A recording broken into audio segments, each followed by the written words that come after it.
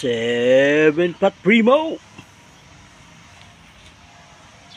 Yung flowering, budding stage at may isang bunga. So ito yung pinakaunang bunga. Harvest na natin.